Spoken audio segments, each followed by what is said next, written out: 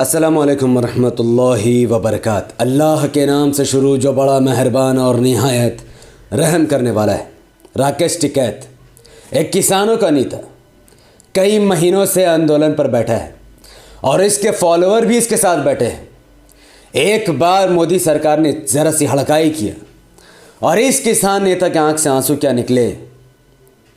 रातों रात महाराष्ट्र, पंजाब, हरियाणा, उत्तर प्रदेश, बिहार जैसे कई बड़े राज्यों से किसान नेता की आंखों से आंसू उनके देखी नहीं गई और वो रातों रात दिल्ली बॉर्डर पर पहुंचकर इनकी ताकत को मजबूत करने लगे। और इस तरीके से उन लोगों ने आंदोलन किया कि इनकी आवाज़ भारत से बाहर निकलकर इंटरनेशनल मंच पर पहुंच गई। Hollywood singer, Hollywood actor, actresses, international media के लोग, हर किसी की नज़र उन लोगों ने किसानों आंदोलन पर पड़वा दी। उनकी मेहनत आज कामयाबी की ओर है क्योंकि उनके आंदोलन को अब कोई नहीं दबा सकता, क्योंकि उनका आंदोलन वर्ल्ड वाइड हो चुका है। लेकिन मैं किसानों की यहां बात करने नहीं आया। मैंने किसानों पर वीडियो बनाई है और मैं वो बात यहां दोहराना नहीं चाहता। मैं यहां अपनी कौम के बारे में बात करने, अपने कौम के लीडर के बारे में बात करने आया। एक तरफ राकेश टिकैत के आंसुओं को उनके फॉलोअर नहीं देख पाए। पूरे के पूरे किसान इनके आंसुओं को देखकर दिल्ली बॉर्डर पर पहुंच गए लाखों की तादाद में। आपको याद है बैरिस्टर असदुद्दीन ओवैसी साहब का ये पिक्चर, ये तस्वीर? नहीं याद है? 2 दिसंबर 2019 का वो काला रात जब सिटीजनशिप अमेंडमेंट बिल को मोदी सरकार पार्लियामेंट में पेश करती है और बहुमत से उसे पास करने की कोशिश करती है। उस वक्त किसी को समझ नहीं आता है कि ये सीएबी क्या है, कैसे काम करेगा, कैसे इस देश में रहने वाले मुस्लिम और दलितों पर वार करेगा। उस वक्त एक देश का अजीम नेता खड़ा हुआ था जिसका नाम बैरिस्टर असदुद्दीन ओवैसी है। उसने इस बिल को हाथ में लेकर बताया कि यह बिल मुसलमानों को स्टेटलेस कर देगी, यह बिल मुसलमानों के घरों को छीन लेगी, यह बिल मुसलमानों के राइट को छीन लेगी। और इस बिल के खिलाफ उन लोगों ने ऐसा प्रदर्शन किया कि असदुद्दीन ओवैसी साहब ने नरेंद्र मोदी, अमित शाह, तमाम बीजेपी के कार्यकर्ता लीडरों के सामने उस बिल को फाड़कर 4 टुकड़े कर डस्टबिन में डाल दिए। उसका परिणाम क्या निकला? उसका परिणाम निकला वेस्ट बंगाल, महाराष्ट्र, बिहार, उत्तर प्रदेश, यहाँ तक कि गुजरात, हर जगह में, पूरे भारत के कोने कोने में और सबसे ज़्यादा असम में लोगों ने सीएबी के खिलाफ धरना प्रदर्शन दिए। वो किसी और की मेहनत नहीं, किसी और की चाहत नहीं, बल्कि बैरिस्टर असदुद्दीन ओवैसी साहब का बिल फाड़ने की वजह से ही हुआ था। क्योंकि तब लोगों को पता चला कि यह वाकई में भारत के संविधान के खिलाफ धर्म के बुनियाद पर बनाई हुई बिल है। फिर बात एनपीआर की आई। जब मोदी सरकार ने देखा कि मुसलमान धीरे धीरे जाग रहे हैं, वो अपने लीडर को पहचान रहे हैं, तो मोदी सरकार ने एनपीआर लाने की बात की। तब ना टीएमसी को पता था एनपीआर क्या है, ना कांग्रेस को, ना आरजेडी, ना जेडीयू, किसी को नहीं पता था। तब असदुद्दीन ओवैसी साहब ने फिर कहा कि यह एनपीआर का डायरेक्ट इनडायरेक्ट कनेक्शन एनआरसी और सीडब्ल्यूए से ही है।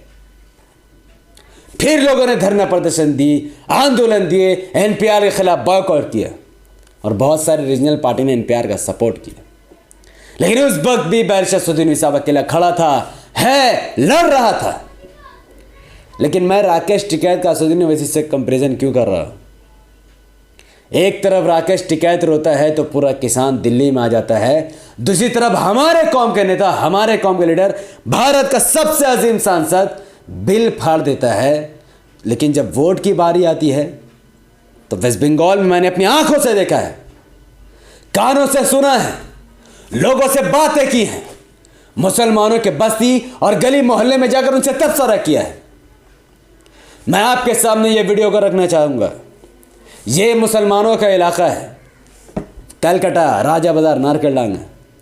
लोग मस्त हैं, सामान खरीद रहे हैं, कपड़ों के दुकान लगे हुए हैं, बाजार गर्म है, लेकिन किसी को भी इसकी कोई खबर नहीं है कि उनके सर पर बीजेपी का तलवार लटक रहा है। कोई खबर नहीं है।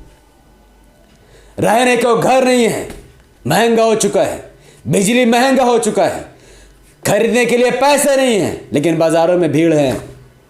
हमारे कौम के नौजवान बाइक लेकर रेला मचाते हैं, रोडों में निकलते हैं, बगैर हेलमेट, बगैर कोई चीज़ करके पुलिस उसे हाथ नहीं लगाती। अब जानते इसका रीज़न क्या है? वो नौजवान को लगता है कि मैं बहुत बड़ा कोई होड़ीदास पान हूँ, ऐसा नहीं है। यही इसलिए हो रहा है क्योंकि टीएमसी नहीं चाहती कि ये लोग डेवलपमेंट की तरफ जाए। टीएमसी चाहती है कि ये लोग इसी तरीके से ऐसे ही जिंदगी गुजारते रहे, इनको छेड़ा ना जाए, ये गुंडागर्दी करे, क्राइम करे, इनको जो करना है करने दो। ये इनका वोट बैंक है, ये इसे ठीक नहीं करना चाहते। और उसके बाद यही लोग अपना घर को बेचकर, क्योंकि घर इतना महंगा हो चुका है कि नारुकुलडंगा, राजा बाजार, धाड़ बागान, फारसी बागान, हर जगह के इलाके के लोग घर बेचकर कलकत्ता के कोने कोने हिस्से में जाकर बस रहे जैसे हथियारा। और जिन लोगों ने कलकत्ता को छोड़कर हथियारा जैसी जगहों में शरण ली, सस्ता में घर मिला, उस हथियारा का हाल यह है कि ना पीने को पानी है और ना ही बिजली जलाने के लिए कोई लाइन, सबका सब महंगा है। गवर्नमेंट की तरफ से कोई सुविधा नहीं है, लोग कादा कीचड़ की ज़िंदगी गुजार रहे हैं। टीएमसी का एक भी नज़र यहाँ पर नहीं है, बस लोग ज़िंदगी गुजार रहे हैं। हमारी कौम के हालात ऐसी निस्सहाय एवं दयनीय स्थिति में है जिसकी मिसाल इस दुनिया में और कहीं नहीं दी जा सकती है। कोई उनकी खोज खबर नहीं ले रहा है, इनकी वोट की कोई परवाह नहीं है, टीएमसी इनके लिए कुछ नहीं कर रही है। लेकिन मुसलमान, खुद मेरे दोस्त, मेरे लोग जो हमारे साथ पढ़ लिख कर बड़े हुए हैं, उनके ज़बानों से ये बात, जब मैं ये बात कहता हूँ तो उनके ज़बानों से ये बात निकलती है कि हम वोट तो टीएमसी को ही देंगे। बदले में पूछता हूँ मैं कि टीएमसी ने बदले में तुम्हें क्या दिया है, सिवाय बीजेपी का डर और खौफ के तुम्हें क्या दिया है? तो वह सिर्फ इतना ही बात कहते हैं कि हमें बीजेपी को हराना है।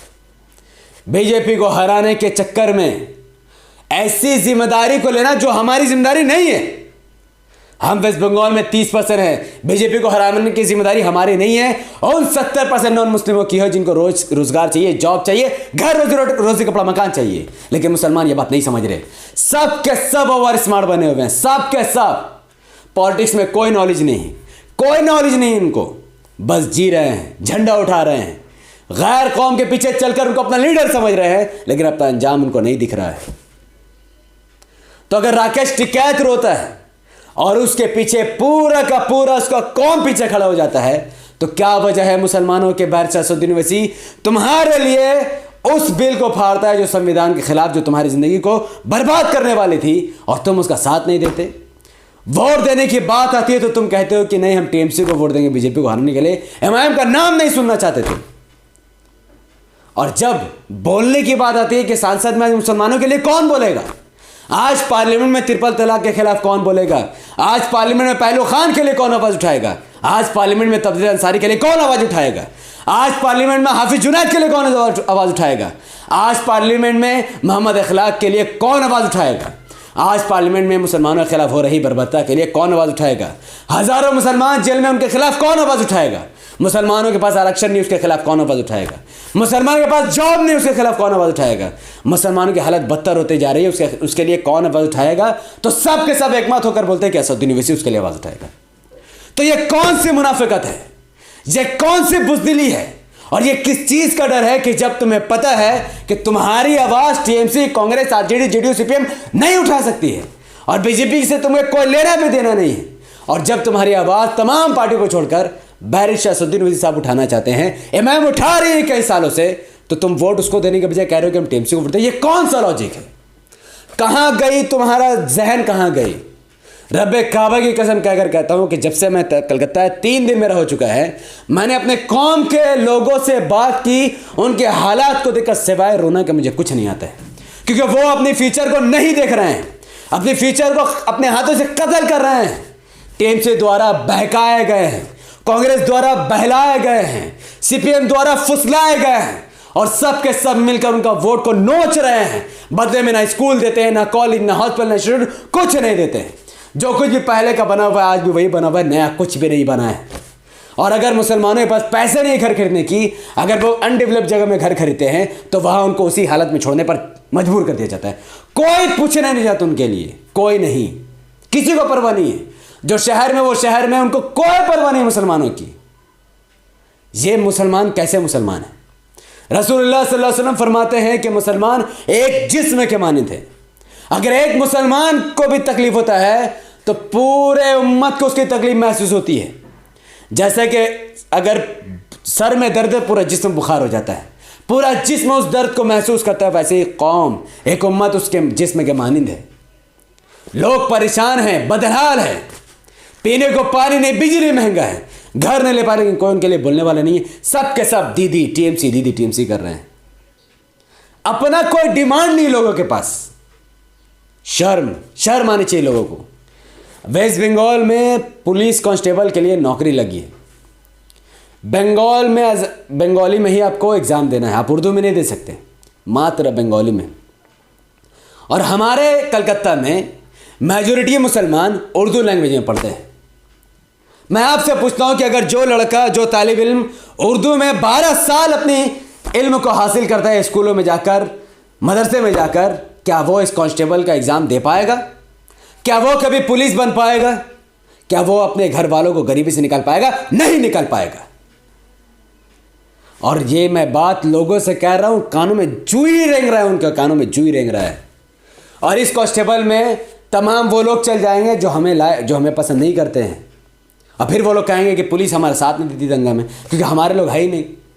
और जब एमआईएम या मैं लोगों से बात कर रहा हूं कि आप हमारा साथ दीजिए, उर्दू को सेकंड लैंग्वेज बनाना है ताकि आपको रोजगार मिले, तो लोग नहीं, हमें बीजेपी को हराना है। क्या है ये सब? क्या है ये सब? टीएमसी को वोट देना है तो दो। जिस मुसलमान को लगता है कि हम टीएमसी को वोट देकर उसे जिताकर कौम का भला सकते, तो दो। मैं तुम्हारे साथ हूं। मेरा मकसद एमआईएम को जिताना, हराना नहीं है। मेरा मकसद मेरे कौम को फायदा पहुंचाना है। और यही मकसद असदुद्दीन ओवैसी साहब का भी है। यही मकसद पूरे एमआईएम के टीम और मेरे पूरे ग्रुप का है। अगर कोई भी शख्स टीएमसी में जाकर लीडर बन सकता है, टीएमसी में जाकर दर्री बिछाने के सिवा, झंडा उठाने के सिवा वहां पर कौम के लिए कोई काम कर सकता है, कौम को सस्ता बिजली, सस्ता घर दिला सकता है, तो मैं मोहम्मद अंसारी अपने पूरी टीम के साथ टीएमसी का साथ देने को तैयार हूं। लेकिन रब काबा की कसम, यह पॉसिबल नहीं है, क्योंकि टीएमसी कभी भी मुसलमानों का भला नहीं करना चाहती है, और ना ही कभी उसने कभी किया है, सिवाय राजनीति के, वोट बैंक के, मुसलमानों यंगस्टर को बर्बाद करने के। हमारी तादाद बहुत है, हमें इतिहाद नहीं है, हमें इल्म की कमी है।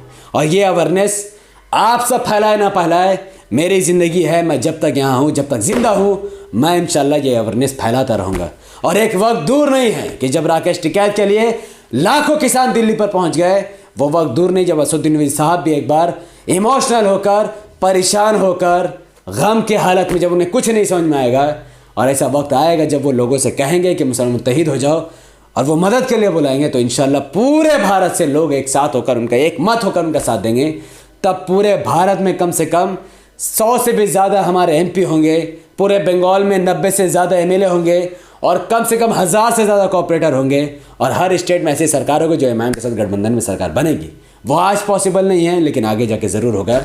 इसलिए लोगों को समझाने की जिम्मेदारी सिर्फ मेरी नहीं, आपकी भी है। अगर आपके अंदर बोलने की ताकत और इल्म नहीं है, तो इस वीडियो को लाखों लोगों तक पहुंचाने की जिम्मेदारी आपकी है। तो इस वीडियो को लाइक कीजिए, इस वीडियो के लिंक को व्हाट्सएप, फेसबुक, इंस्टाग्राम में शेयर कीजिए, और आप अपनी बात को कमेंट पर रखिए कि आप जॉब कैसे लेंगे। अगर आप उर्दू मीडियम के हैं तो आप जॉब कैसे लेंगे। आपको सेकेंड लैंग्वेज उर्दू को बनाना पड़ेगा, फर्स्ट बंगाली, सेकेंड उर्दू को। आपको स्कूल चाहिए, बेहतरीन तालीम चाहिए, सस्ते घर और बिजली चाहिए, आपको डिमांड करना है। ममता बनर्जी से आप सिर्फ वोट मत दो, जोकर मत बनो, किंग मेकर बनो, king maker. Come on, do it. आप कर सकते हैं ये सब, बस आपको गाइडेंस की ज़रूरत है। मैं बता रहा हूँ आपको, आप टीएमसी में जाओ, मेहनत करो, लेकिन साथ में अपना डिमांड को रखो कि हमारी कौम को इससे क्या मिलेगा। तब जाकर आप अपना विकास और अपने कौम का विकास कर सकते हैं। बहुत बहुत शुक्रिया। हमारे चैनल द पॉड को सब्सक्राइब करें, बेल आइकन को हिट कीजिए, और मुझे आप ट्विटर में भी फॉलो कर सकते हैं, जिसका लिंक इसी वीडियो के डिस्क्रिप्शन में है। अस्सलाम वालेकुम रहमतुल्लाहि व बरकातहू। अल्लाह के सलाम तेरे रहमत बरकत तमाम भाई और बहनों पर हो। मैं अल्लाह हबीबी सपोनस।